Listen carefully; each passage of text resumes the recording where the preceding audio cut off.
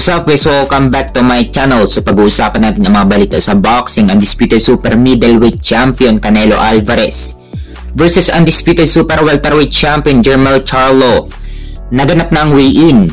So tumimbang si Canelo ng 167.5 pounds, samantalang si Jermell Charlo naman ay tumimbang din ng 167.5 pounds. So ibig sabihin tuloy na ang undisputed fight nila bukas. Nakataya ang Undisputed Super Middleweight title ni Canelo.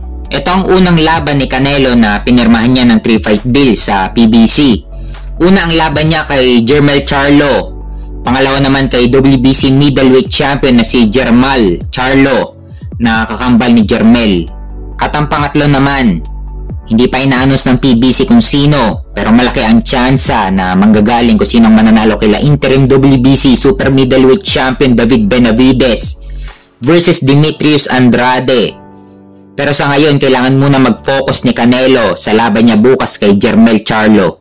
Sa kabilang banda naman, naganap na rin ang weigh-in sa pagitan ni Yordenis Ugas versus Mario Barrios. Paglalabanan naman nila ang interim WBC welterweight title.